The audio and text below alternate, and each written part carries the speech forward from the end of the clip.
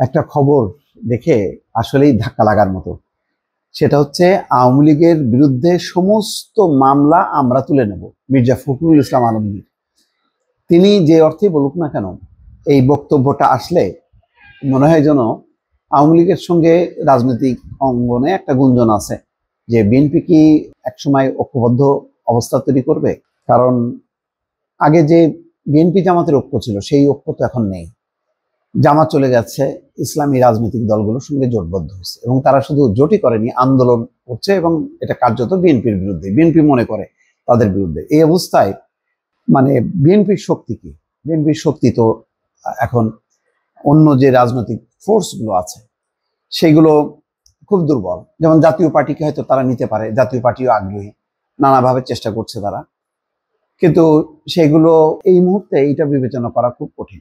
তো এই অবস্থায় আরো ভবিষ্যতে যদি স্বাধীনতা মুক্তিযুদ্ধের পক্ষের শক্তির ঐক্য দরকার হয়, তাহলে সেখানে যারা বাংলাদেশে আওয়ামী লীগের আছে, মাইনাস হাসিনা আওয়ামী লীগ, সেটাও মুক্তিযুদ্ধ এবং স্বাধীনতার পক্ষের শক্তি। তো সেই শক্তিকে কেন টানবে না, এটা একটা প্রশ্ন রাজনৈতিক অঙ্গনে। এবং তাদের ভোটও আছে, বিশাল ভোট ব্যাংক।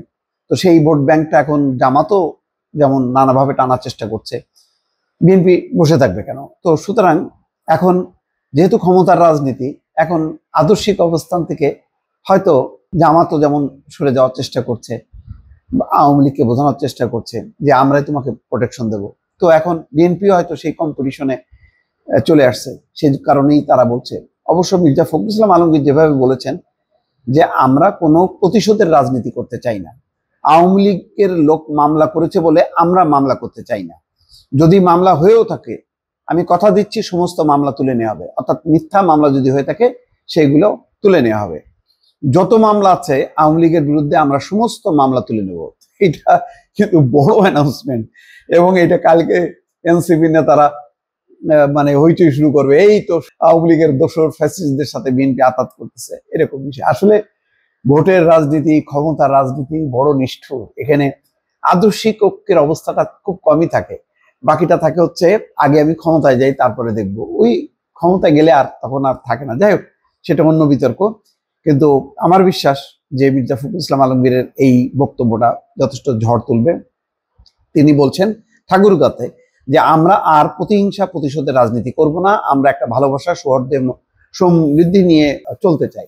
এটা কিন্তু মানে জামাতও বলেছে যে আমরা যদি প্রতিশোধ নেওয়া শুরু করতাম তাহলে একটা রক্ত গঙ্গা বয়ে যেত, এরকম একটা কিন্তু ধারণা কিন্তু জামাত দিয়েছে যে আমরাও প্রতিশোধ নিতে চাই না। তো এখন বিএনপিও নিতে চায় না, যাতে আওয়ামী লীগের কাছে যে বলবে যে আমরা প্রোটেকশন দেব।